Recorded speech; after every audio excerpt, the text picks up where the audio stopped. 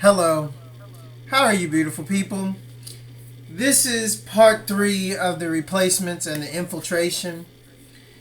Now, I'll start out with some recaps from part one and two, some things I forgot to leave out that are very important that I want people to understand about these specific videos because they're highly explosive. Because what I'm actually doing is letting people know about some of the richest, most powerful people in Houston and in the world, and actually giving names of people that actually really big gangsters and other Asian organizations have been trying to find for a very long time, and trying to understand who did what and what went wrong.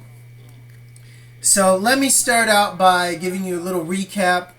Basically, in parts one and two, I exposed what happened to me when I was a kid. I was set up um, because my friend Chris Treadway, who was the son of a Nazi scientist that was relocated from Operation Paperclip to Houston, Texas.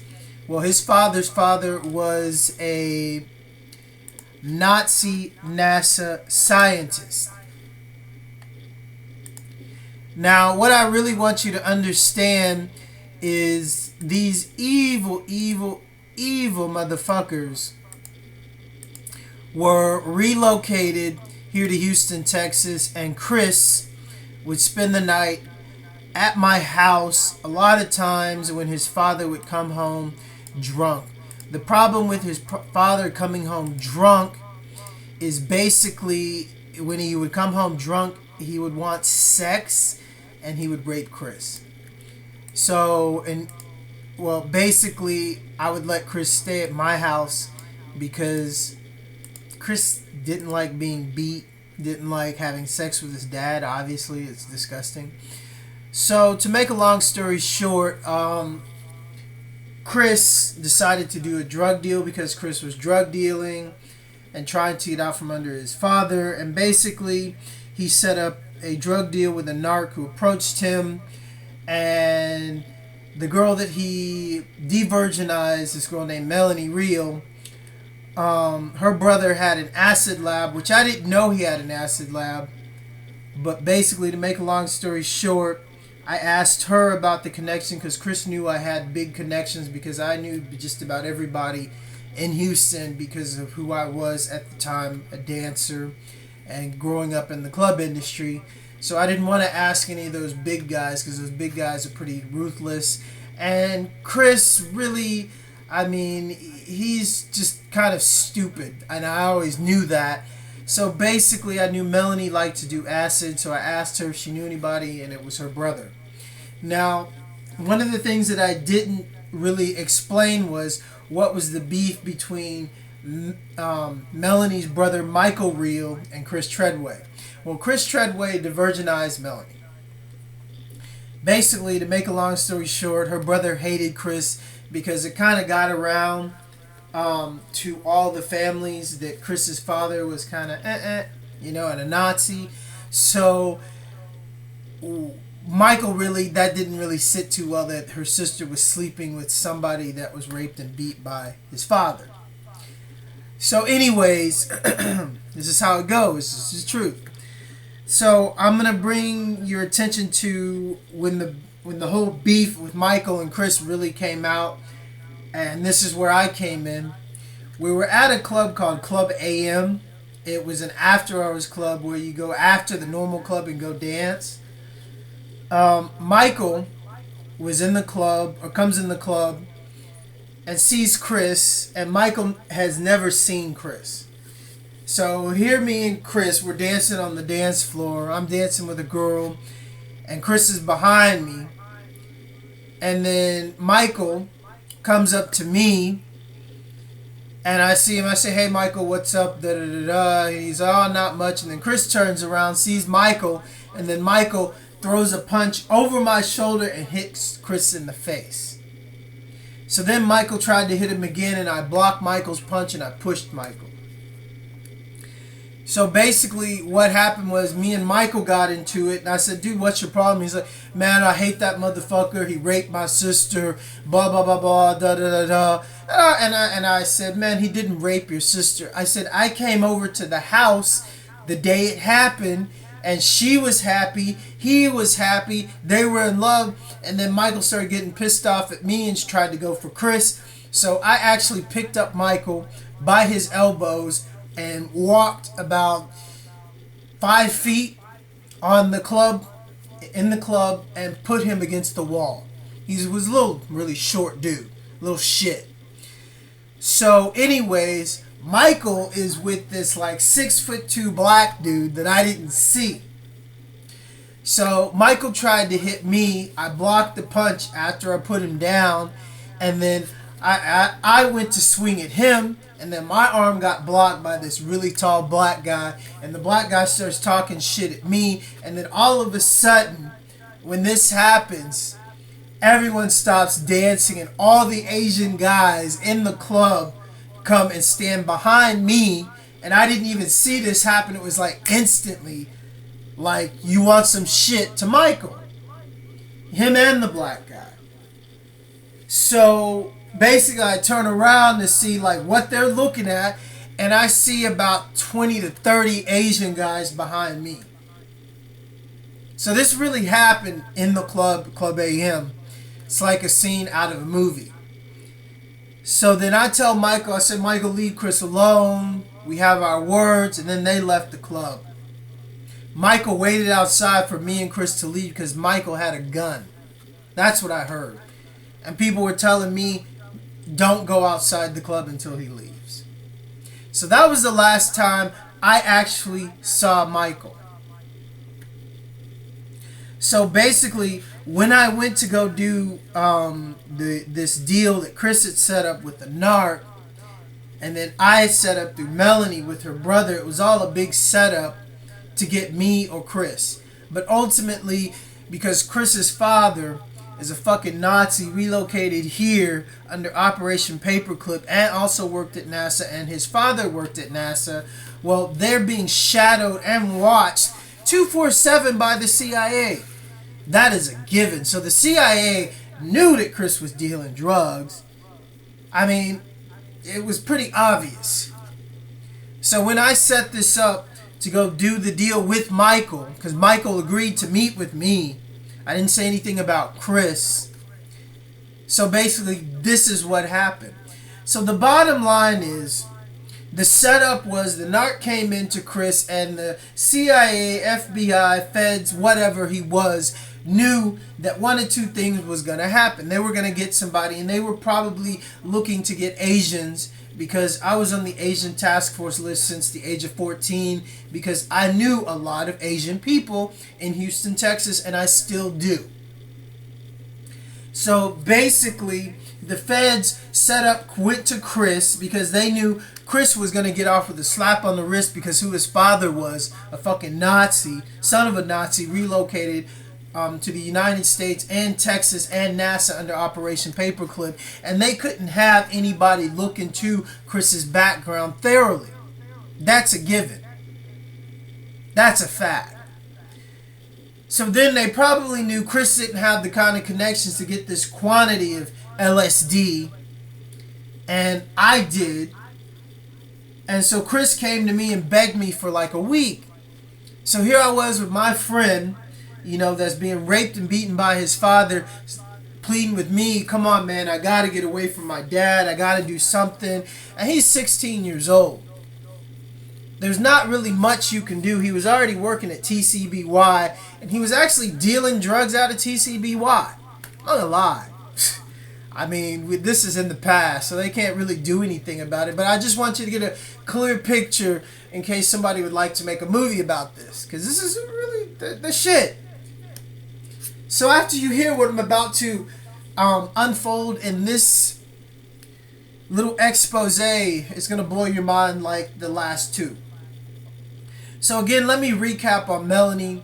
Melanie's father is Jimmy Burge. Jimmy Burge is and was the head chairman of Metro at the time.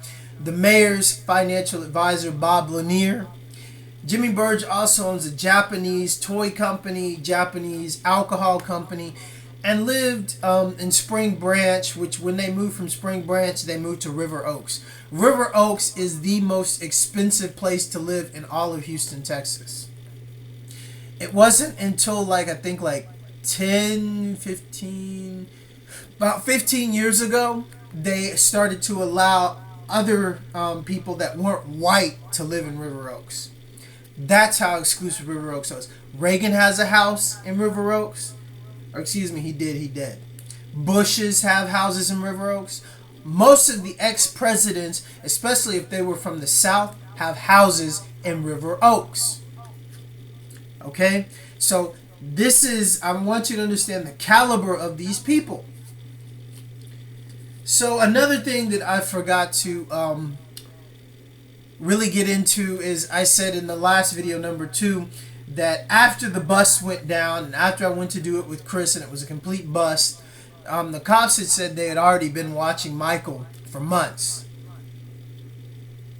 So the thing is, they didn't know who he was because his name was Michael Reel, not Michael Burge.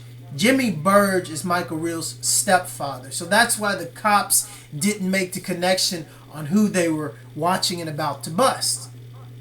So again, when I was busted, Michael and his friend and me all get taken down. Michael hits me in my mouth because he's wanted to hit me since the club, you know. So he hit me, didn't hurt. I wasn't going to start a fight in there with him. So basically the cops pulled me out after he hit me and saw that we didn't get along. And they asked me to sign an affidavit or recap what actually happened. So actually what I did is I wrote down what happened. I wrote down the narc approached me. I met the narc, blah, blah, blah, blah. And then I met Michael. And that's it. Because I didn't really, truthfully, didn't know anything. I didn't know Michael had an acid lab in his freaking apartment, which was found out when they busted him. So the only thing that I did, I told the truth. I told what I did, that I met the guy, and then I got the LSD from him. He didn't give me enough money for all of it because they told Michael basically they wanted 2 books. So then when we get there, he only gives me the money for 1. So what they did is they actually had him keep 1. And when I met him, I only had money for 1. So they have the evidence on him. And then they have the evidence in their hand. And they gave me marked money, which I didn't even fucking notice. So then after I got busted, after the bust went down, I'm 16 when this happened. So I signed wrote a piece of paper about everything that I did. And the problem with this is when Michael's lawyers and when my lawyers went to court, they tried to claim Michael was completely innocent, that the apartment was his friends that got busted, and he was just innocent. Well, they had to suppress my affidavit, the statement, because it actually cleared me. And it actually proved that it was entrapment. So the Michael's lawyers suppressed that. It was almost a little bit under a year before we went to court. So I was 17 when this all took place, and I got tried as an adult. They tried to say I organized the whole thing. It was my lab. I controlled it. I mean, they tried to throw the book at me. This is my first offense, by the way. This is Texas. This is the truth. So then, after this happens, Michael gets busted in an airport with cocaine. I think it was like a key or something like that. In an airport 2 weeks after the acid bust. So he has actually 2 cases pending. So what Michael did to get off from the cocaine case was he narked out somebody big. That guy went to jail. Michael went to military school. I don't know who that guy was. I only heard from his friend that got busted with him because Michael tried to put it on him And when I saw him out and about, he told me what Michael did. And he said, dude, people are really looking for Michael because he turned in somebody big. And then Michael tried to, when Michael got out, he told everybody that I talked. And I didn't even know this guy. And the word on the street was this guy that was in jail said Michael's full of shit because he never even knew me, doesn't know a thing about me. But the word on the street that Michael was putting out that I talk. I didn't talk about anybody, I didn't talk about anything. Still not. This is the most I've ever said on this subject because, fuck, I mean, if I don't make a movie, somebody will, hopefully. And this is some good shit. So, anyway, basically, to make a long story short, I wanted to clear up the whole picture of the after David, and I got deferred adjudication. That's, they put you on probation for 10 years, and if you fuck up within that 10 years, they can throw your ass in jail for 20 years. And this happened to me when I was 17. I wasn't even legally an adult. So, now let's skip forward to when I get off probation after 8 years. I'm DJing as a rave DJ and just becoming pretty well known. Had to turn down trips to the UK. I actually did go to Canada. I played with Rob Da Boom. All you old schoolers know who he is. He used to own the Tunnel in New York. So Rob Da Boom, what's up? You're the fucking man. He took me to Canada, which I went against my probation, and I didn't get caught. Yeah, I didn't get caught. That was absolutely the shit. I stayed at the best hotel in Toronto, the one with the revolving restaurant on the ceiling, and I played at the Government. All of you people from Toronto know what the Government is or was, if it's still open, if it was open. I mean, for God's sakes, it had like 5 freaking clubs in one. I mean, it was just completely massive. So that was, to this day, one of the best events I had ever DJ'd at. So basically, when I got off probation after 8 years, I moved to California. Now, I really want to focus on California because I never told anybody about this, and I never recorded the California experience and how these fucking Nazis just cannot leave me alone. Now, basically, when I went to California, and I had a U-Haul, and I could rent it for I think it was 2 weeks, 3 weeks. I could have it. And basically I had transportation to drive. So my friend Hardy drove me to California, and then he flew back. And basically, to make a long story short, I couldn't find a place to stay. This was a time in California when right before the .com crash, when California and everybody it was just crazy to find a place there. You couldn't even find a parking space there. I mean, this was the time of Storyville and the Justice League when it's still open. So basically, for the first few weeks of me living in California, I was living in a van. So I was able to find an apartment through somebody here in Texas that I learned that's a Freemason. Now that I know he's a Freemason. And basically, let me tell you about the place I found. It was $750 a month. And my landlord was a gay government lawyer and his boyfriend.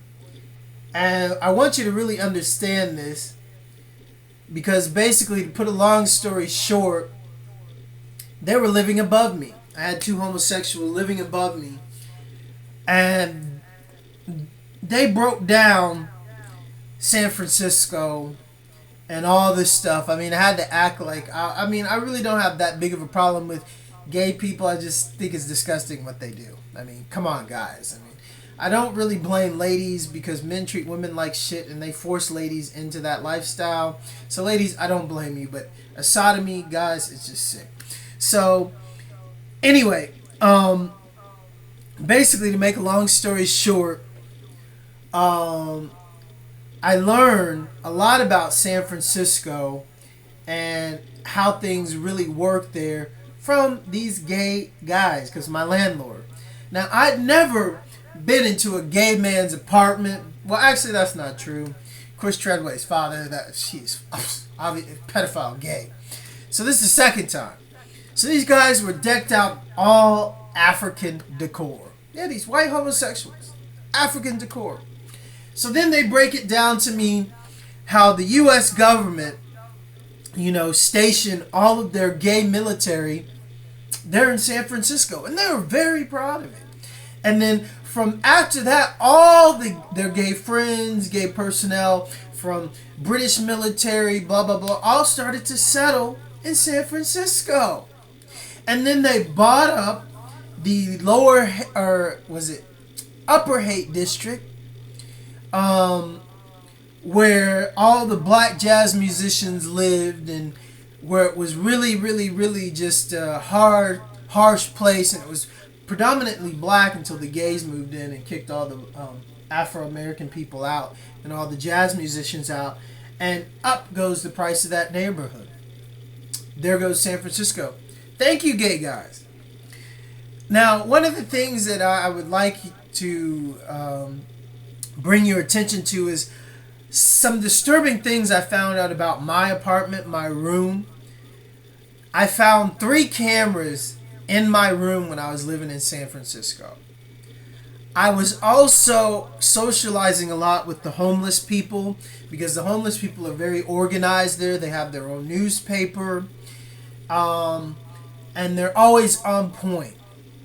So basically, when I found this out, the homeless people did some research for me, my landlord, because I told one homeless person what was going on, because I was outside in Buena Vista Park and I always see him there out in the front selling papers. And I was smoking a joint. I smoked a joint with him. I talked to him. I told him, I said, man, I found 3 cameras in my room. He's like, what? I said, yeah. And I said, my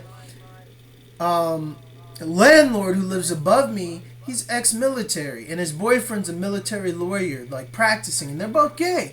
He's like, damn, no way. So then he looks into it, and he gets his other homeless people to look into it, because one thing that the homeless people are in San Francisco is they're organized. I mean, they're really organized. They know how to go to the library. They know how to check shit out. So the next week, guess what they start printing? They have a picture of the Illuminati, Eye of the Pyramid with bars on it, and a article about the relocated Nazis to San Francisco, and he starts telling me they're fucking Nazis. And I couldn't believe it, and I didn't believe him. So you know what I did? I taped that article on the front of my bars at my house, so when they came home, they would definitely see that shit. So that day when they came home, they tore it down, took it upstairs, read it, and all I could hear is yelling and screaming. Again, some more relocated fucking Nazis, Operation Paperclip. You should have heard the things that they were yelling and saying. How could this happen? Blah, blah, blah, blah. How could they know this? Point is, maybe the homeless didn't know it, but the point is they wrote the article about it, wrote the article about what was going on in San Francisco, wrote the article about the illegal price fixing that these faggots were doing in San Francisco. All of this stuff that just ruined that fucking city, because it used to be the music capital of the United States, and then after the homosexuals moved in, it became the gay capital. This is what the government did also with that base in Treasure Island they actually poisoned the bay's water with mercury. There were experimentations going on that base that they still don't talk about. If you live on Treasure Island, because San Francisco bought Treasure Island from the government, when you go there to rent or pay your rent, the place where you go, it tells you, do not drink the water, do not live here if you're pregnant, and it gives you all this list of things that could happen from living on that island. The island is toxic as fuck, and it's a cheap place to live where they have ethnic people living. So anyway, Treasure Island was just made to destroy the bay. In general, personnel wise, natural wise, the water wise. So now you have a big picture of, Black Death. Black Death is the study of the black population in America. Now, I'm going to also help you understand that. I want you to understand that my stepfather, Wilbur Jackson, said he was with the Black Panther movement, which was complete bullshit. That was something that he told my mom to get in her panties. Because my mom was a civil rights activist, and she did a lot of things in Oakland and in Washington, because these were the two places where there was a lot of social rights activism. So basically, how do I know Wilbur Jackson was full of shit and he had nothing to do with the Black Panther movement? Simple. There's a man named Pops, and he was the one that taught the Black Panthers how to fight. The Black Panthers in Oakland, where the Black Panthers started. Because in Oakland is where you had the racist, Scottish, Irish, Nazi cops going into Oakland, the black communities, beating and raping and killing the innocent Afro people. So if you can't go to the cops to protect you, what are you going to do? You're going to develop your own force to protect yourself. Pops was the guy that taught these guys how to fight. So Pops would know. I asked Pops if he had ever heard of Wilbur Jackson. He said, Wilbur who? Wilbur Jackson. He said, no. I said, are you sure? He said he's from Detroit. He's like, I especially know everybody from Detroit because Detroit was a powder keg. That's where Wilbur Jackson's from. I asked him if he heard of the Shrine of the Black Madonna, and he said, yeah, only bad things. And the Shrine of the Black Madonna, for all you black people in Houston, ride on, oh, we are the movement. We were used to be with the Black Panther movement. We're the new movement. Bullshit. All it is a government Sith company that is run by sellout black Freemasons, which he was, and which his son Corregor Cliff Jackson, who's the Black Ops Marine cop, is. It's a money laundering establishment. That's all. I know because I knew Jana, and one of her artists that I worked with used to live at the Shrine of the Black Madonna, and he broke it down to me how fucked up that place is. It's not a place that helps the Afro community at all. It's nothing but negative, evil-ass drama. This is what you get from an evil organization, black or white. So, let me tell you, this is for the Asian community and the Asian gangsters out there. I know you guys have been looking for the bad boy hit squad, those feds that killed your families and your homies. Well, my stepbrother was on the bad boy hit squad, Corregor Jackson. And also, when I went to San Francisco, I don't remember his name because he never told me his name. I always thought that was funny because he never told me his name. Now, everyone knows, if you go back and talk to your homies that knew San Francisco and knew like Lower Haight, or was it, no, excuse me, Upper Haight, Scott Street, because I used to live at 228 Scott. If y'all know 228 Scott, all y'all got to do is, if you're going to the Golden Gate Bridge on Scott, take a right, and it's right there, 228. I live right at 228 Scott. So if you go up the street, I think it's like one or two streets, and take a right, you'll see Pop's house, the studio. Now, TC and Enhancer ran the first studio. I mean, Foxy Brown's first little thing came out of that studio. All the reggae, a lot of hip hop from the Bay comes out of TC and Enhancer's studio. The Hardkiss brothers, they had their office in that place.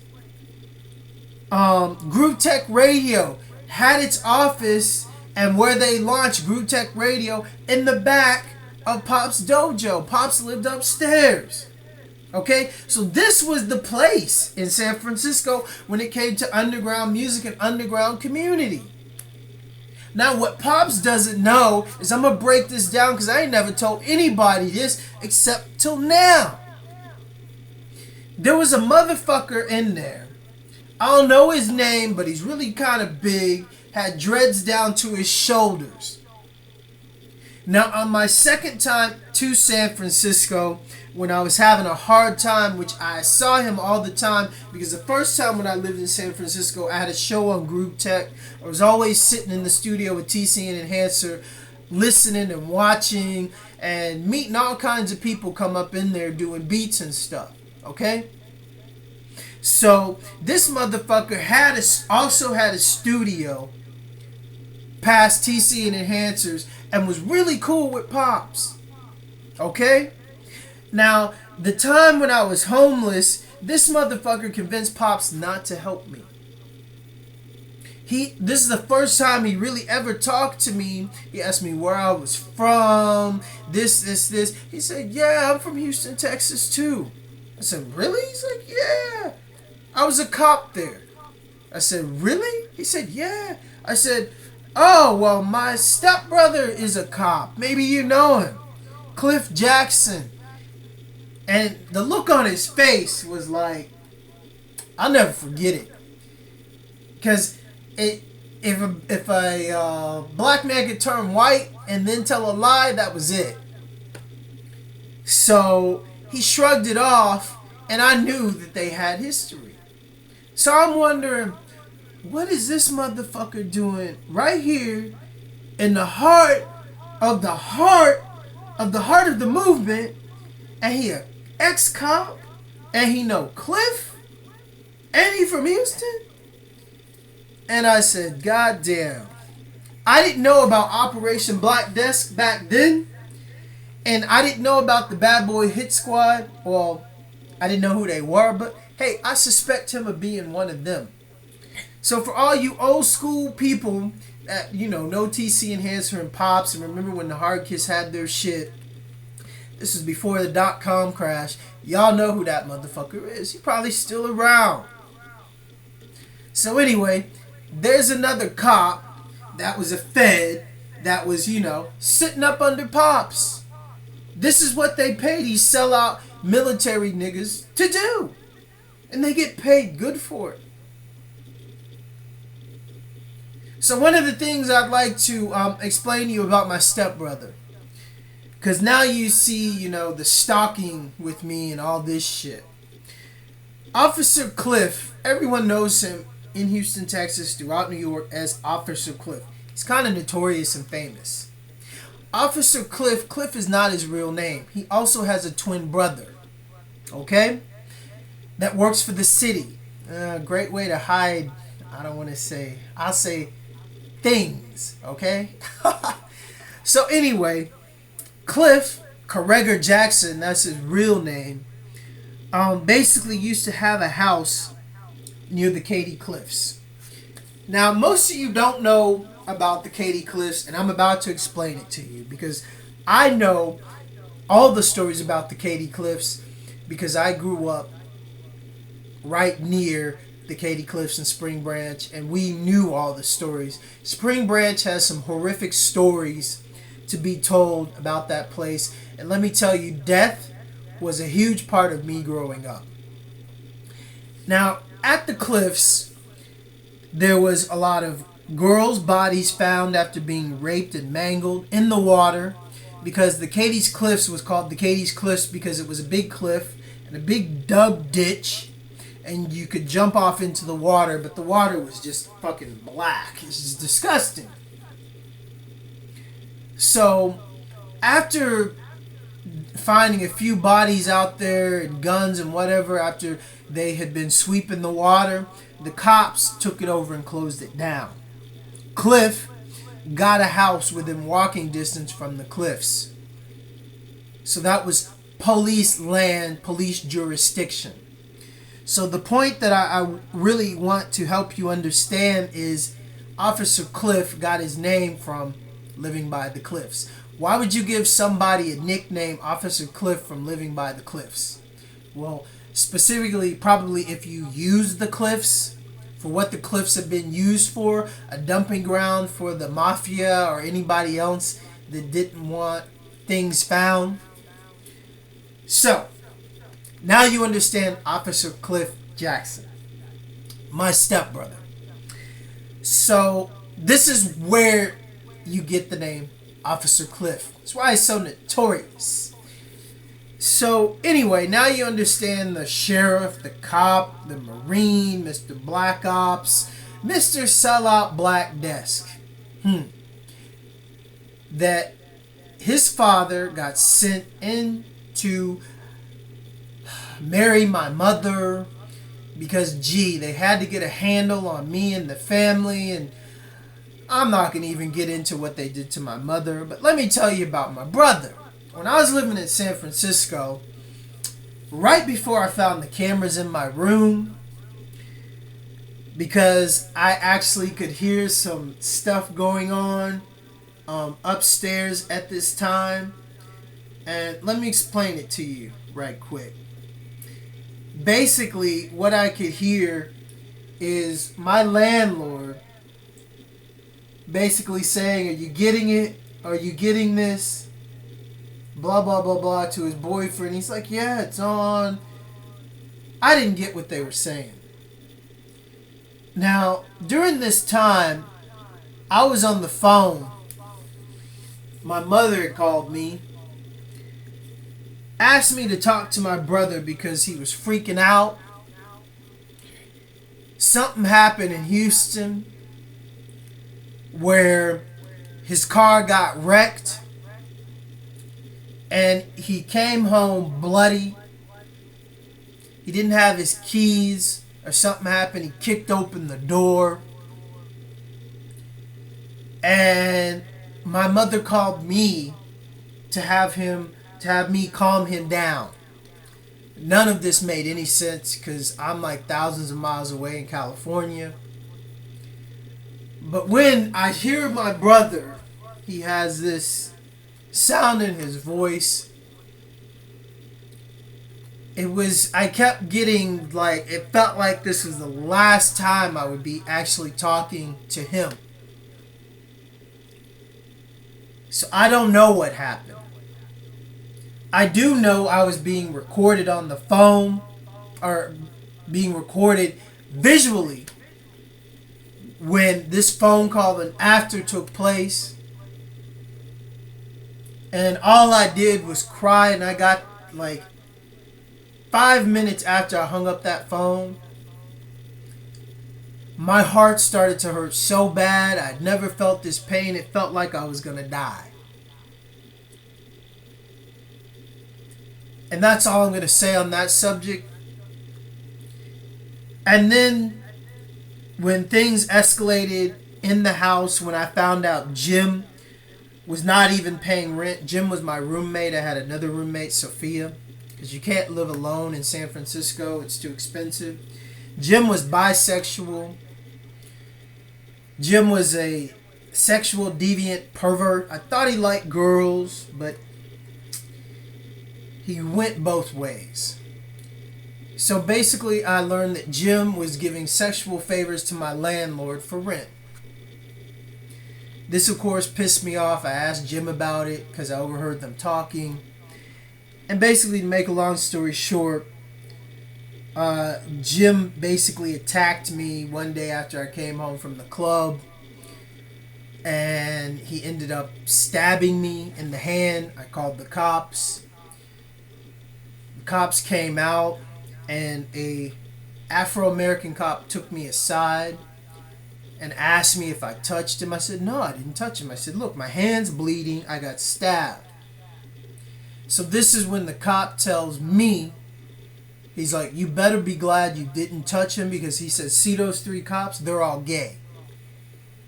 And he said, if you had touched him, and he said, your friend has a military ID. So let me help you understand, like, Jim was also ex-military and also gay. And this Afro-American cop told me if I touched Jim, I would be going to jail. He said, that's just how things go here in San Francisco.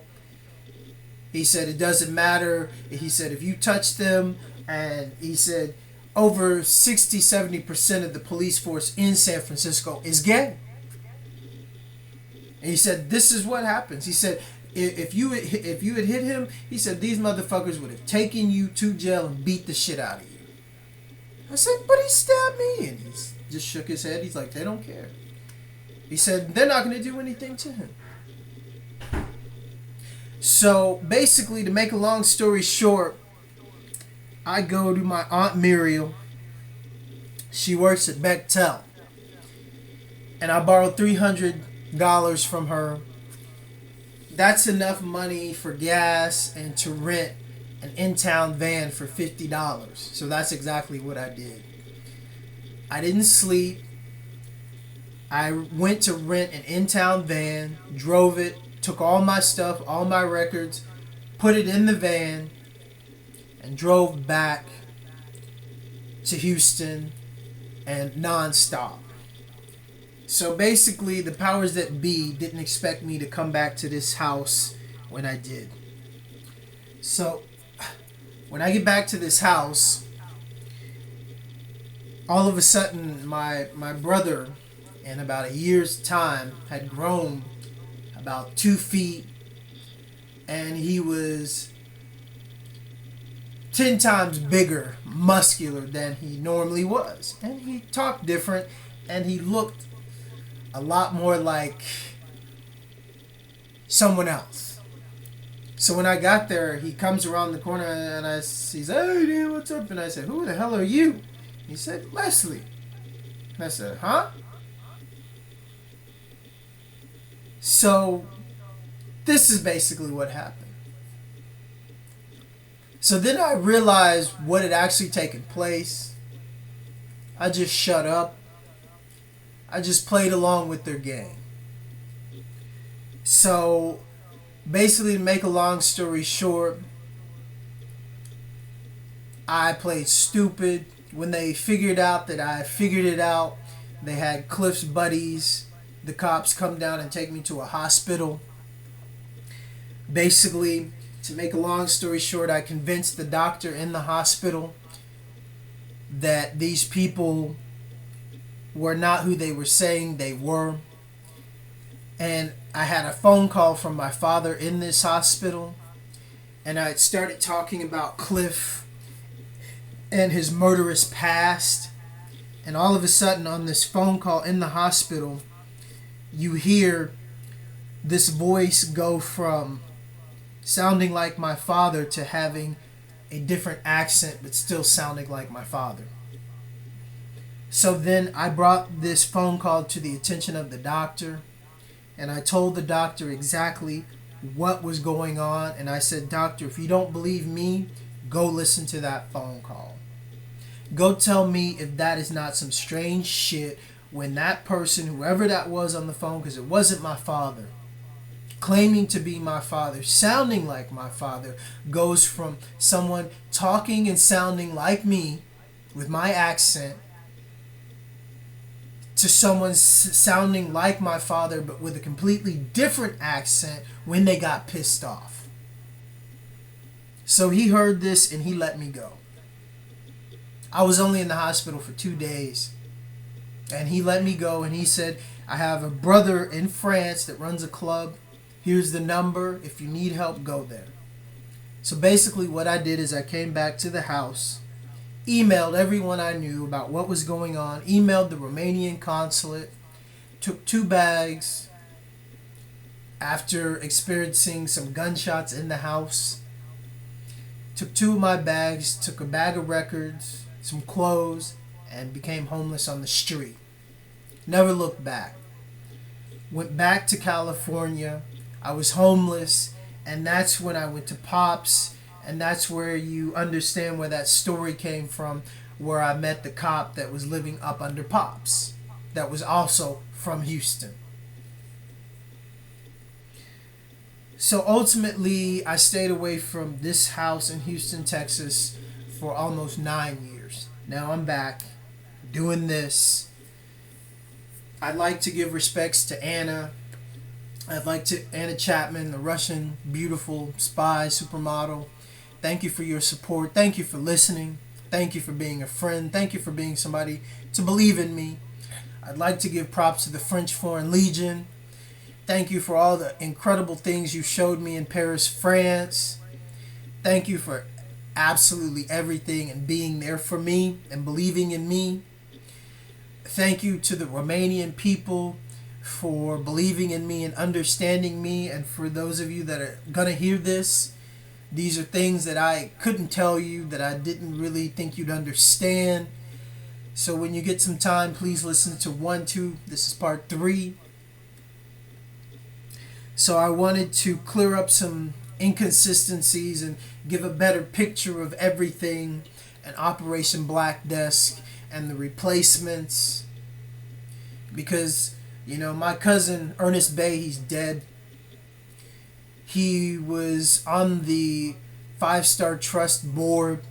He was part of the Trilateral Commission. And yes, I know, people, Trilateral Commission is a bunch of corrupt motherfuckers, but Ernest, he did as much as he could to enlighten the public and actually tell them what was going on, and this was the problem. This is why he's dead. He did everything he could to educate me and to show me the truth. He's the only one to actually take me in and said, this is underground banking. This is America, and this is the United States. They're completely different. The United States Corporation is this. This is the Black Nobility Report. This is the actual history that these Nazis have swept under the carpet and burned the Afro-American bookstores to keep away from the public so they can bleed their lies. R.I.P. Ernest. Thank you for pointing me to Anna Chapman, because he probably knew ultimately that this would lead into the hands of the Russians, because America has fallen. America is burning. And you can see it in the Afro-American public, because these videos is specifically about how diabolical and how lost the African-American public truthfully is, and how far the government has stuck their hand up their ass and perverted it in their own homes, and then recorded it so they can play it back, and while they're killing another soul, they can see how his brother reacts. And then when he gets home, this is your brother, nigga, shut up. This is your mother, nigga, shut up. In a nutshell, this is what it is. So thank you for your time. This is the replacements and the infiltration, part 3. I am Zakaos. Be blessed. Don't forget to check out X-Formers. Peace.